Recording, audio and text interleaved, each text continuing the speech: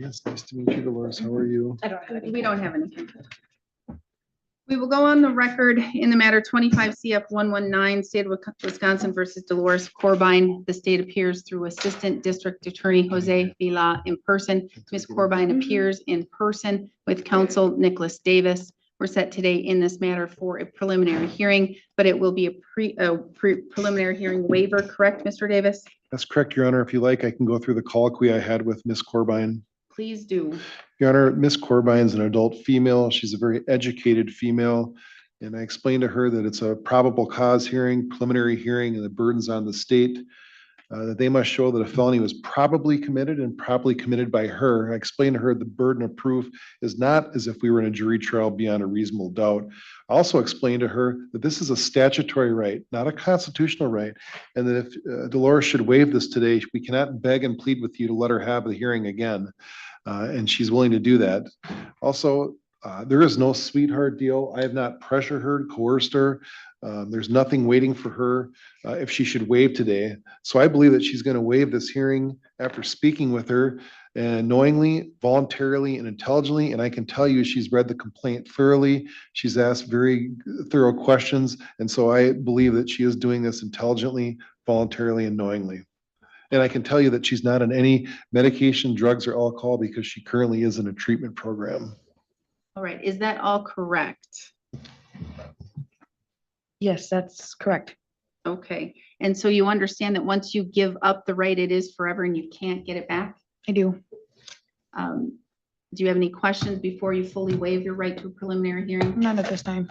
All right, then the court will find that you're competent, you're freely, intelligently, and voluntarily waiving your right to a preliminary hearing. Pause right there. This is huge. Dolores just waived her preliminary hearing, and that's not a small procedural footnote.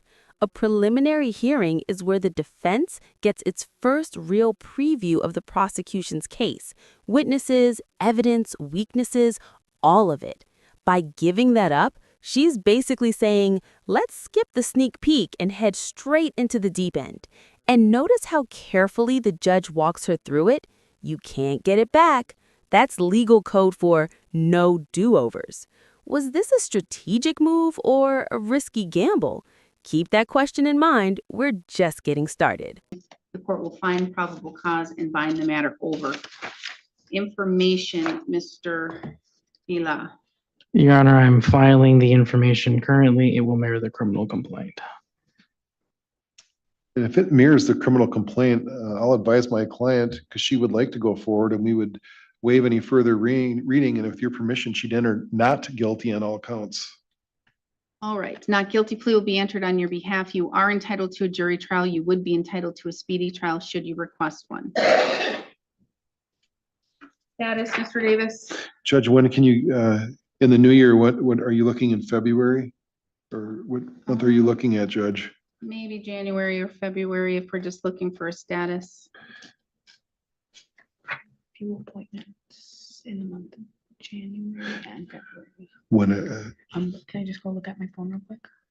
are What do you they? have going on? I have a couple appointments, OB appointments. I had just got them scheduled. I don't know the days right now. Are they mid-February, early February? I want to say one is February 19th, but another one is January. If I had my phone, I could look All real right, quick. go get your phone. Okay.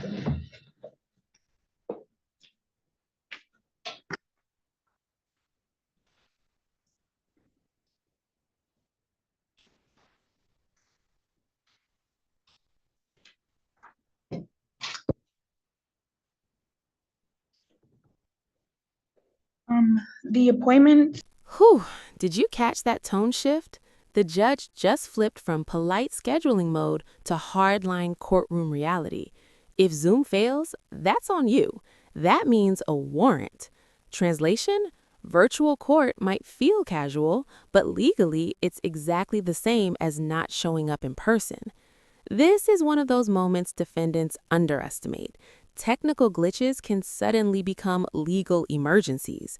Imagine logging in late, screen frozen, and meanwhile, the court's already issuing paperwork that can land you in cuffs. Lesson of the day?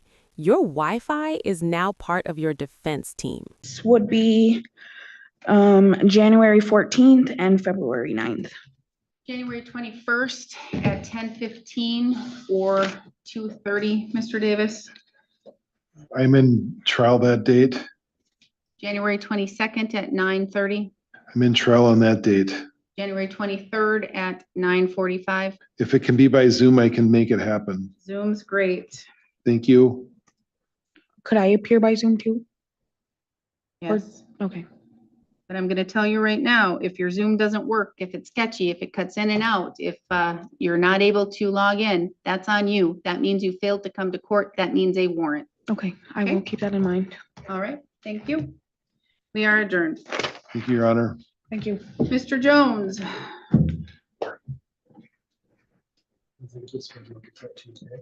Thank you. Thank you very much, Dolores. We will go on the record in the matter 25 CM 229, State of Wisconsin versus Robert Jones. The state appears through Assistant District Attorney Jose Vila in person. Mr. Jones appears in person without counsel. We're set today for an initial appearance. An offer was presented.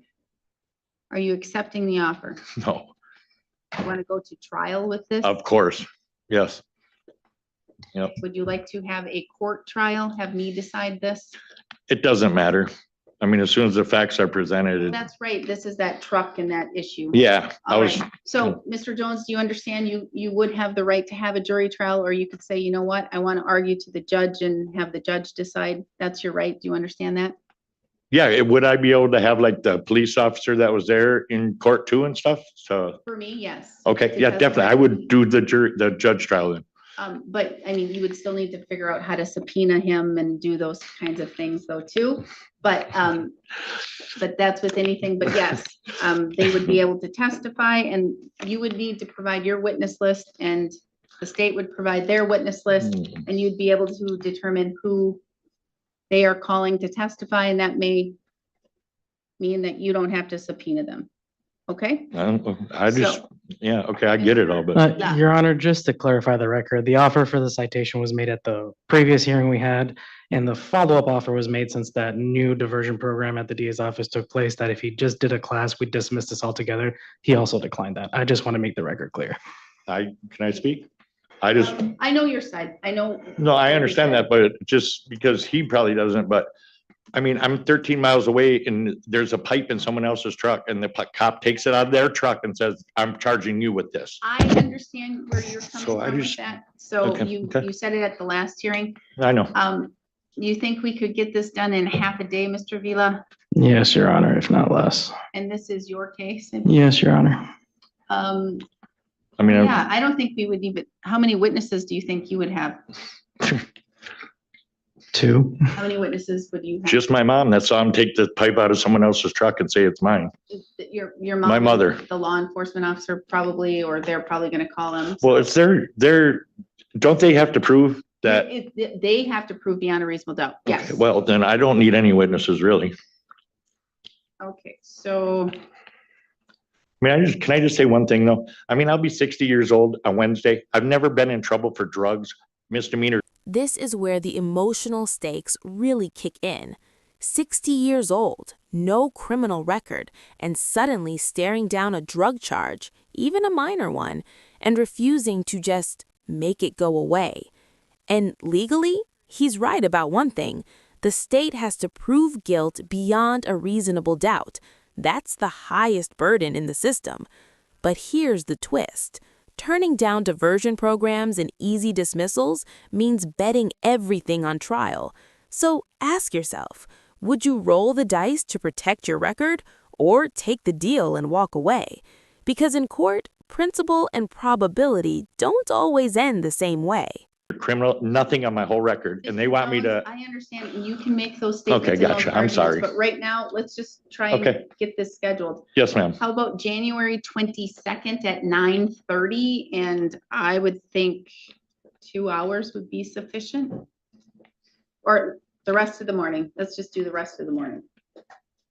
January 22nd from 9:30 till noon, okay? Sure. All right, so anything else? Not for me. Does the Alright. court want to put any kind of scheduling order for Mr. Jones to follow on this? Mary will get one mailed and get it out. Fair enough. Thank you. What's that?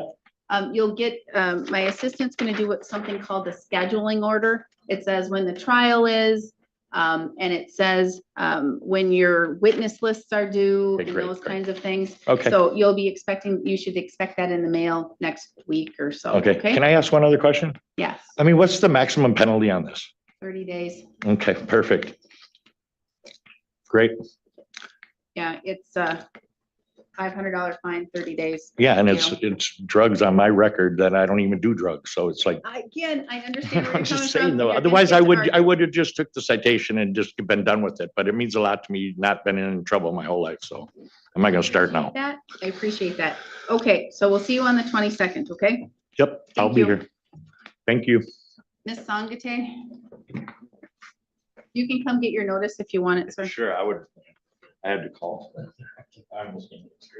We will go on the record in the matter 25 CF 169, 25 CM 210, State of Wisconsin versus Veronica Sangate.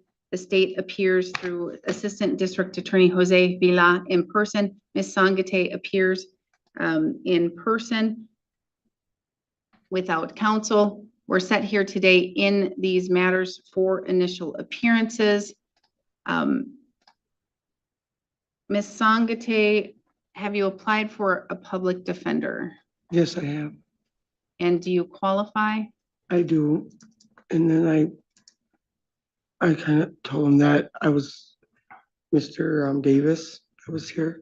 He You was, hired him? I was But then going you to- couldn't pay his retainer, and then you went to Door Drill or something, and they wrote Yeah. a letter, and they said if the court would appoint, if you qualify for public defender, the court cannot appoint an attorney. I will if you want to pay $2,000 down.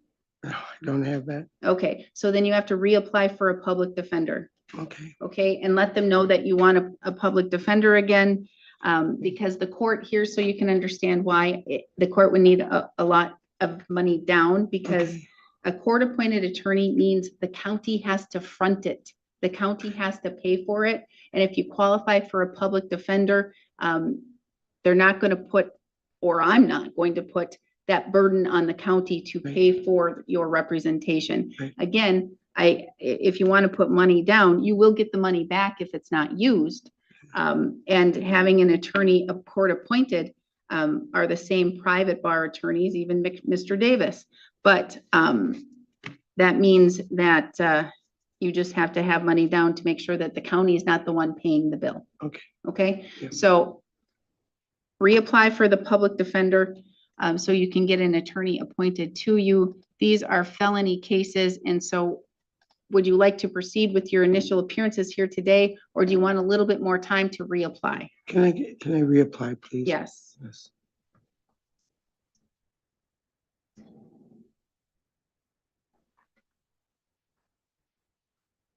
I'm going to schedule you for December 17th. That's next Wednesday. So when you're done here today, make sure you call the public defender and get them back on board. You had one appointed to you, so hopefully they can get that person reappointed and we can get the matter moving, okay? Okay. All right, thank you. Yeah. We are adjourned.